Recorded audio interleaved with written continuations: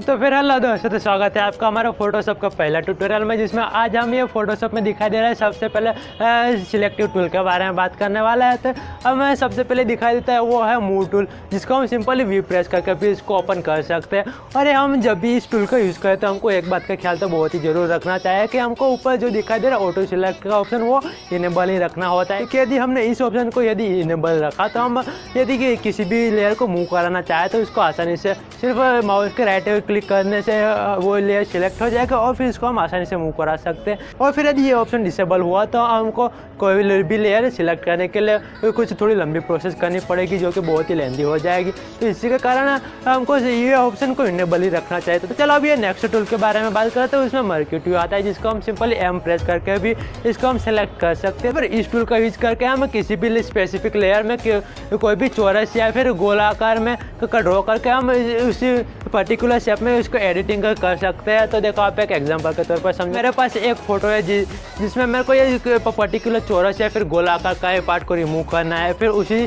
Shape में मेरे को कोई भी दूसरा फोटो को पेस्ट करना है। तो ये पेस्ट करने के लिए हमको सिंपल कोई भी फोटो को कॉपी कर लेना है और फिर कंट्रोल शिफ्ट और फिर वी प्रेस करेंगे तो हमारा वो पर्टिकुलर शेप में वो फोटो पेस्ट होगा। फिर उसी शेप में मेरे को कुछ भी एडिटिंग करना हो तो फिर उस टूल के मदद से हम कुछ भी एडिटिंग कर सकते हैं। तो फिर चलो अभी नेक्स्ट टूल के बारे में बात करें। तो उसमें लेजर टूल आता है, जिसमें को हम सिंपली एयर प्रेस करके भी उसको सिलेक्ट कर सकते हैं। जैसे हमने आगे देखा कि हम कोई भी स्पेसिफिक चौरस या फिर गोल आकार का ड्रॉ करके हम उसमें एडिटिंग कर सकते हैं, लेकिन ये लेजर टूल में ऐसा नहीं है। हम जो भी मर्जी चाहे वो हम शेप ड्रॉ करके उसमें हम एडिटिंग कर सकते हैं। इसमें हमको 3 टाइप का टूल मिल जाता है, जिसमें पहला है वो है लेजर टूल, जो हमको कोई भी शेप ड्रॉ करने में यूज़फुल होता है। फिर दूसरा है पॉलीगोनल लेजर टूल, जिसके मदद से हम कोई भी सिर्फ स्ट्रेट लाइन ही ड्रॉ कर सकते हैं। और फिर तीसरा है वो है मैग्नेटिक लेजर टूल, फिर वो एक मैग्नेट की तरह काम करता है कि जो भी कुछ देखो उसको आप सिलेक्ट हो जाए। देखो, आप एक एग्जांपल के तौर पर समझो कि मेरे पास एक फ़ोटो है जिसमें मेरे को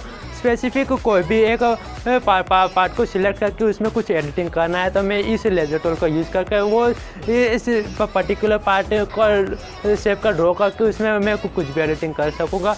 और फिर ये पॉलीगोनल में क्या होता है कि जिसमें हम सिर्फ स्ट्रेट लाइन ही ड्रॉ कर सकते हैं, जिसमें मैंने एक बार क्लिक किया फिर वो सिर्फ स्ट्रेट लाइन में ही ड्रॉ करेगा। फिर इसके बाद में आता है वो है मैग्नेटिक लेजर टूल, जिसमें हम सिंपली ये माउस का राइट साइड वाला की को प्रेस करने के बाद में हमको सिर्फ माउस को सिर्फ हिलाना ही होता है, जो भी पार्ट को हमको सिलेक्ट करने का होता है। और फिर इनके हमारे ये पॉलीगोनल और फिर ये मैग्नेटिक टूल में कोई भी एक गलत शेप ड्रॉ हो गया तो हम ये कीबोर्ड का डिलीट वाला की प्रेस करके हम उस गलत पार्ट को रिमूव कर सकते हैं। और फिर कम्प्लीटली स्टार्ट से लेकर एंड तक सिलेक्ट हो जाने के बाद में हमको सिंपली ये माउस का राइट साइड वाला वो बटन को डबल प्रेस करना है ताकि वो सिलेक्ट हो जाए। और फिर इसके बाद में हमको इसको कॉपी करना है तो कॉपी कर सकते हैं, उसमें कुछ एडिटिंग करना हो तो एडिटिंग भी कर सकते हैं। और फिर इसमें पेस्ट करना तो हम उसी शेप में पेस्ट भी कर सकते हैं। और फिर ये पेस्ट करने के लिए आप सिंपली कंट्रोल+V करोगे तो आपका जो भी कोई भी फोटो या फिर कोई भी लेयर होगा वो उसी शेप में पेस्ट नहीं होगा। इसके लिए मैंने आपको पहले ही बताया, तो कंट्रोल+Shift और V प्रेस करने के बाद में आपको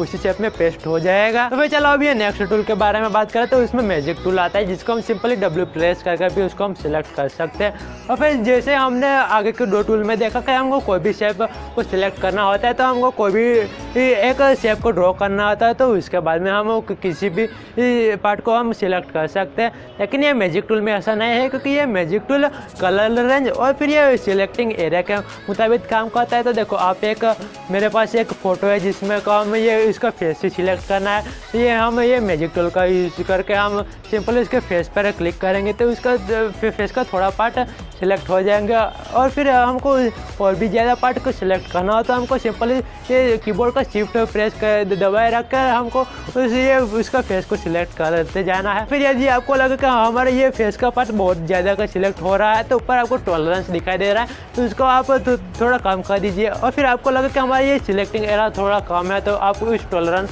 को बढ़ा दीजिए, जो आप अपने हिसाब से चेंज कर सकते हो। तो फिर शिफ्ट दबाने के बाद में कोई सिलेक्ट कर लिया और फिर इसके बाद में हम इसको कॉपी करना चाहते तो कॉपी, कुछ भी एडिटिंग करना चाहते तो एडिटिंग कर सकते हैं। फिर अभी हमने ये जो भी थी ना मैजिक, मर्क्यू और फिर ये लेजर टूल देखा है, इसमें हम वो कोई भी एक शेप को ड्रॉ करने के बाद में हम सिलेक्ट करते हैं तो फिर इसके बाद में हमको इसके कुछ फीचर देनी पड़ती है, जिसके कारण हमारी ये पार्ट चौकस शेप में आ जाएगा। परफेक्ट शेप में आने का मतलब है कि देखो आप एक ये इस फोटो को देखो जिसमें इसका फेस बहुत ही ब्लैक है, तो इसको हमको लाइटिंग करना है तो हम ये लेजर टूल की मदद से उसके फेस को हम ये सिंपली सिलेक्ट कर देंगे और फिर कंट्रोल एल की मदद से हमको इस फोटो को लाइट कर देंगे। तो आप देख सकते हो कि इस हमने जो भी पार्ट को सिलेक्ट किया है और फिर नहीं सिलेक्ट किया है उसके बीच में कोई ये बॉर्डर आ जाती है, जिसके वजह से कुछ अच्छा नहीं लगता है। तो फिर इसी के कारण हम जब भी ये सिलेक्ट करें तो हम इसको सिलेक्ट करने के बाद में इसको फीचर देनी पड़ती है। और फिर फीचर देने के लिए हमको सिंपली कंट्रोल अल्ट डी या फिर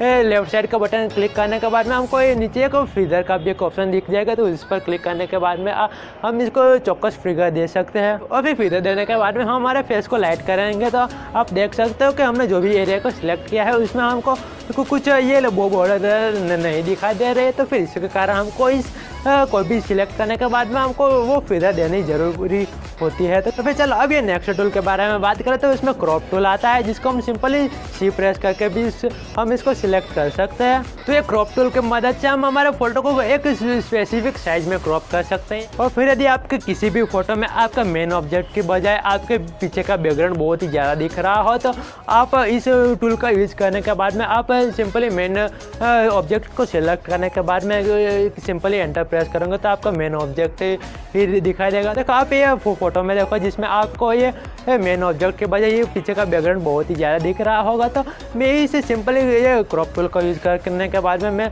सिंपली जो भी पार्ट में रखना चाहता हूँ तो इस पार्ट को मैं सिलेक्ट कर लूँगा और फिर सिंपली ये एंटर प्रेस कर दूँगा तो वही पार्ट रहेगा, बाकी का पार्ट रिमूव हो जाएगा। मुझको ये स्पेसिफिक साइज यानी कि 4, 6, 8 वाला जो भी मैं चाहूँ उसी साइज में मैं यदि क्रॉप करना चाहूँ तो मैं सिंपली ऊपर साइज का भी एक ऑप्शन दिखाई देगा, तो मैं सिंपली उस पर अपनी साइज एंटर कर दूँगा और फिर उसके बाद में मैं क्रॉप करूँगा तो मेरा फोटो वही साइज़ में क्रॉप होगा। और फिर ये स्पेसिफिक साइज़ का जो हम कोई भी फ़ोटो को प्रिंट कराना हो तो इसमें इस स्पेसिफिक साइज़ का यूज़ होता है। चलो अभी नेक्स्ट टूल के बारे में बात करें तो इसमें स्लाइस टूल आता है और फिर स्लाइस टूल की मदद से हम हमारे किसी भी एक फ़ोटो को स्पेसिफिक साइज में बहुत सारे पार्ट में डिवाइड कर सकते हैं, जिसके बारे में हम किसी और वीडियो में बात करेंगे क्योंकि इसकी प्रोसेस बहुत ही बड़ी और फिर लेंदी होती है। तो फिर चलो आज के लिए बस इतना है। तो फिर कैसा लगा आपको आज का ये ट्यूटोरियल मुझे नीचे कॉमेंट बॉक्स में जरूर बताएं और फिर यदि वीडियो पसंद आए हो तो वीडियो को लाइक करें, शेयर करें और फिर ऐसे ही वीडियो देखने के लिए हमारे चैनल को सब्सक्राइब करना तो बिल्कुल भी ना भूलें।